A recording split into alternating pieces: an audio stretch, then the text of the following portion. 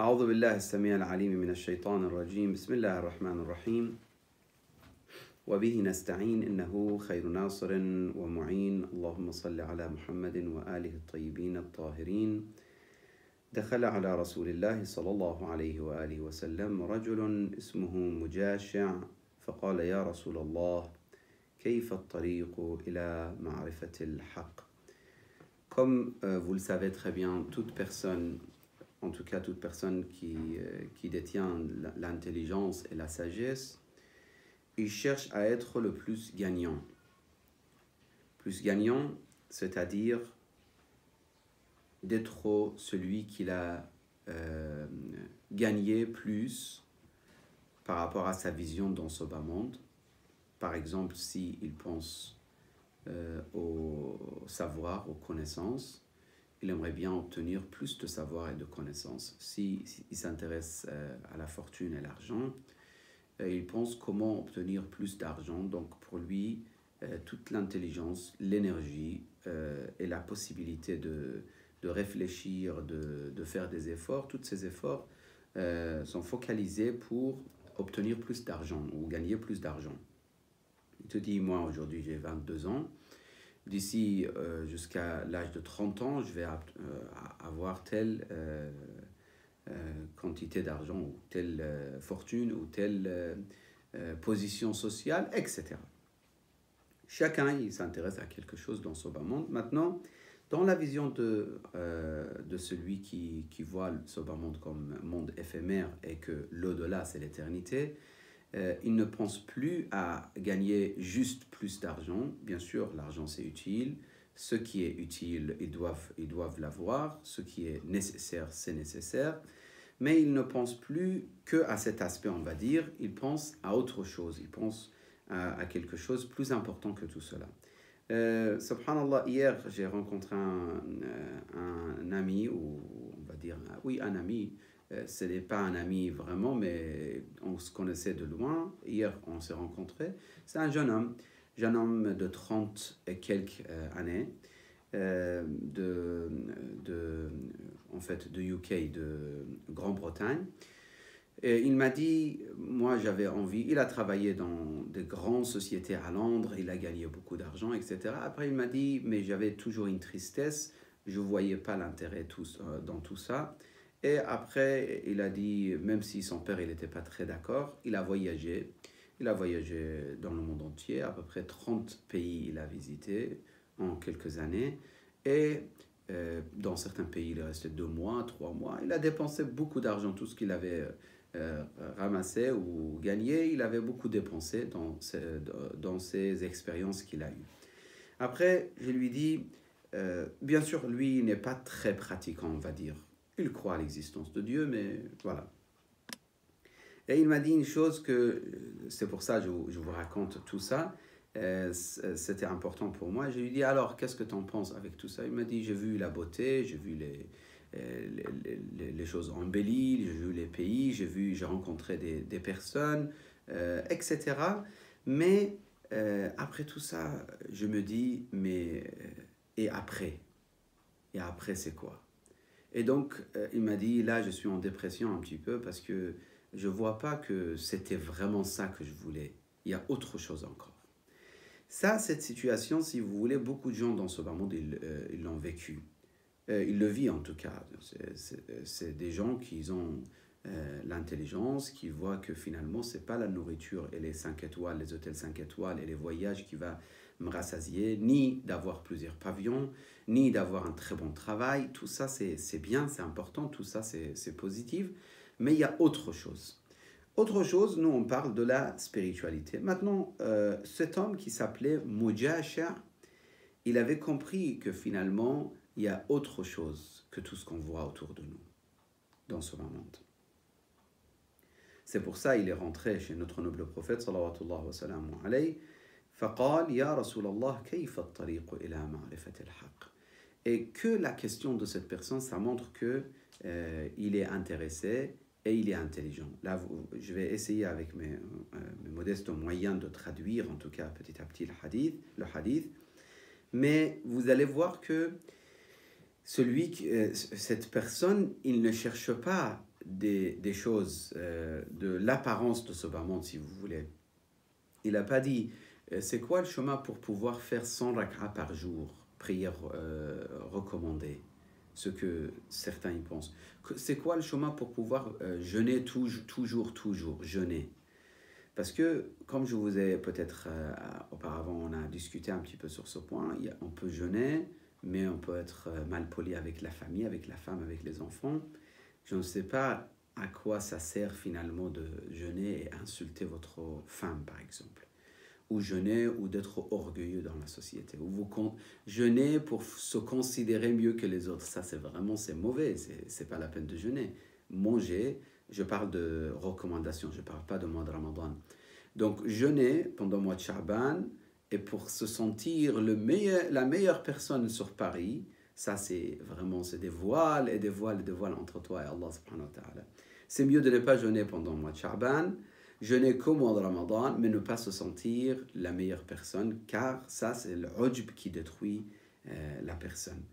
Ou étudier à la hawza, ou étudier la religion, pour se sentir le plus savant, le plus intelligent, etc. Même quand, surtout chez les jeunes, ça existe beaucoup. Après, si on travaille dessus, on peut se débarrasser de ce genre de défauts, sinon ça reste toute notre vie. Ala kulli hal, cet homme, il n'a pas cherché autre chose que tariq ilallah. Il cherche la proximité d'Allah subhanahu wa ta'ala. Ya Rasulallah, kayfa at-tariq ila ma'rifat al-haq? Quel est le chemin pour connaître la vérité? Le prophète, il lui dit ma'rifatun nafs. Si quelqu'un s'intéresse à voir ce hadith, il existe dans Bihar al-Anwar, volume 67. Ça dépend de quelle édition vous utilisez. En tout cas, aujourd'hui, avec search ou recherche sur Internet, facilement vous mettez une partie de hadith et ça sort. Donc, il dit, quel est le chemin pour connaître la vérité? Faqal ma'rifatun nafs. Notre noble prophète, il lui dit, connaître notre nafs, soi, le soi, anta, toi, tu te connais toi-même, tu dois te connaître toi-même d'abord. Qui je suis? Qui suis-je, si vous voulez? Je suis un corps, je suis ce visage, ou je suis une réalité qui est comme temporairement dans ce corps. L'âme, ou la haqiqa, ou la vérité de cet homme, de la personne. Vous savez très bien, nous sommes nous-mêmes, même si le corps change, nous sommes nous-mêmes, même si une partie de notre corps, il a été, que Dieu vous protège, coupé. Nous sommes nous-mêmes, même si on est mort, donc le corps, il est sous la terre, il est complètement décomposé, etc. Mais nous sommes nous-mêmes, ça ne change pas. Donc le corps ne représente pas. Donc ma'rifatun nafs, qui suis-je? Faqala ya Rasulallah, il dit, Mujasha, ô messager de Dieu, fakayfa at-tariq ila muwafaqat al-haq? Comment on peut être obéissant au haq, c'est-à-dire Allah subhanahu wa ta'ala? Comment on peut suivre les ordres d'Allah ou les ordres divins? Encore, le prophète lui dit, sallallahu alayhi wa sallam, mukhalafatun nafs, contredire ton nafs, le soi. Et d'ailleurs, beaucoup de philosophies de l'Est du monde, jusqu'à aujourd'hui, les bases de leur philosophie est basée sur mukhalafatun nafs, contredire les passions et les désirs et les plaisirs personnels. Parce que c'est ça le problème. À chaque fois que tu le contredis, tu deviens plus fort, plus solide. À chaque fois que tu les suis, les désirs, les plaisirs, les passions, etc., tu deviens plus faible. C'est pour ça, des fois, vous voyez un savant, il a beaucoup étudié, etc., mais il ne s'est pas occupé de cet aspect.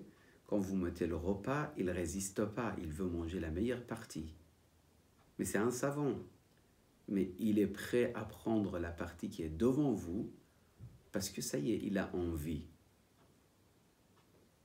Si vous voyagez avec lui, il veut absolument prendre la meilleure chaise. Il veut absolument dormir dans la meilleure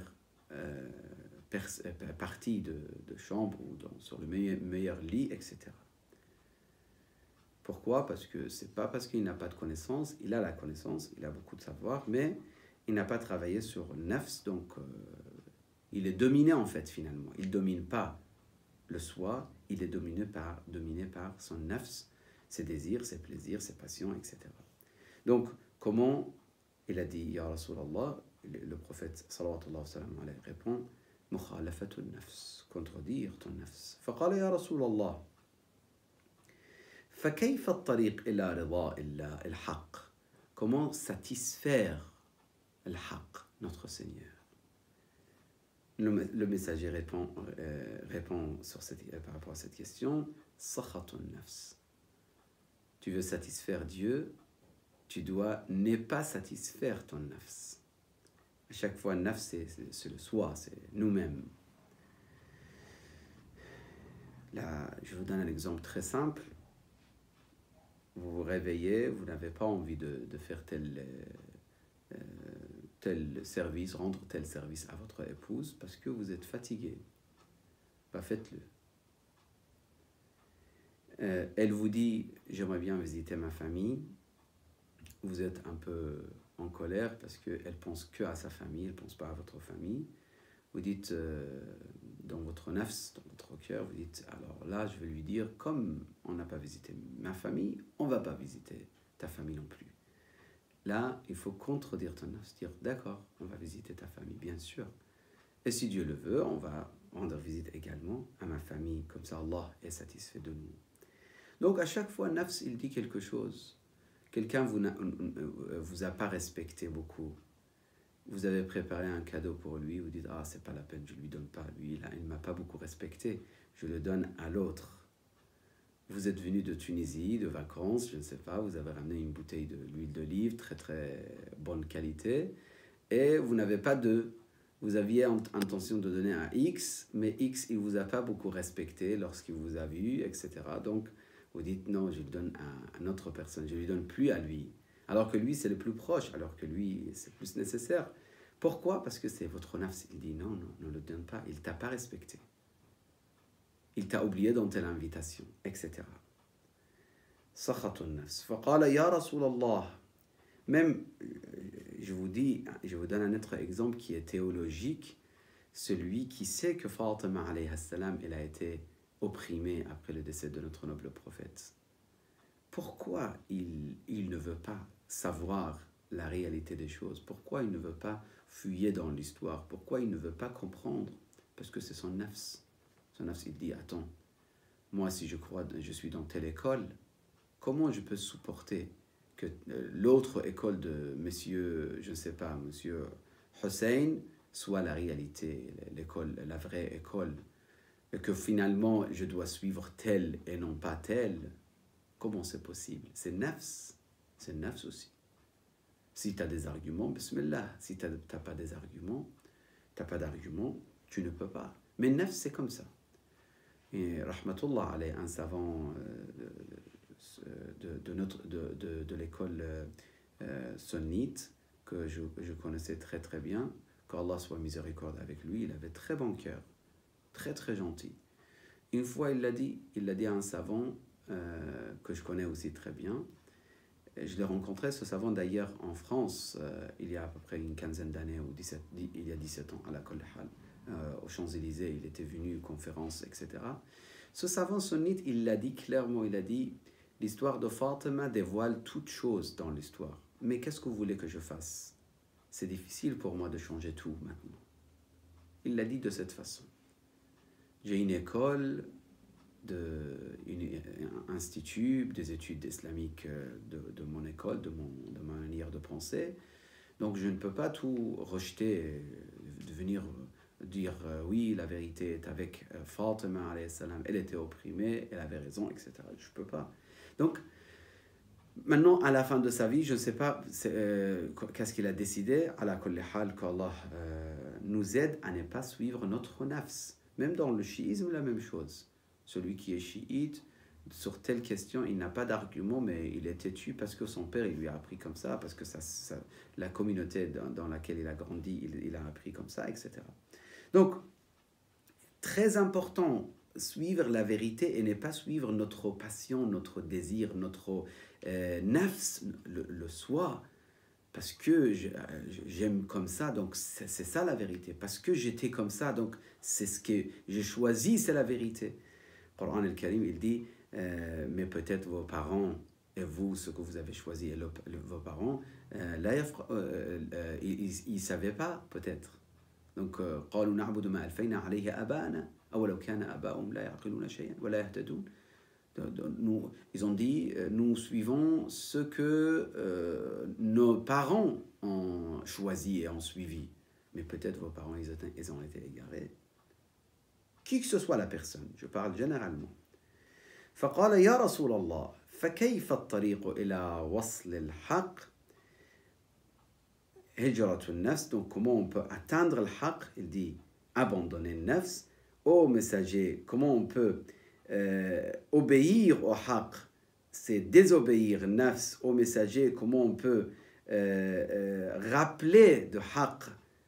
Il dit oublier nafs. Chaque mot que je viens de mentionner là, ça mérite beaucoup de réflexion. Ya Rasulallah, fa kayfa at-tariq ila qurb al-haqq? Comment on peut atteindre la proximité de haqq d'Allah subhanahu wa ta'ala? Il dit s'éloigner de nous-mêmes. Ne pas se voir toujours moi, c'est l'ego en fait. Cette partie, c'est l'ego. C'est moi, ana. À chaque fois, je pense à mon intérêt. Pourquoi je ne suis pas devenu connu? Pourquoi je ne suis pas aussi respecté? Pourquoi je ne suis pas aussi aimé par les gens? Pourquoi pourquoi mon livre n'a pas été distribué assez? Pourquoi? Tout ça, c'est des maladies. At-taba'ud min an-nafs. Si tu veux t'approcher d'Allah subhanahu wa ta'ala, éloigne-toi de toi-même. فقال يا رسول الله فكيف الطريق إلى أنس الحق?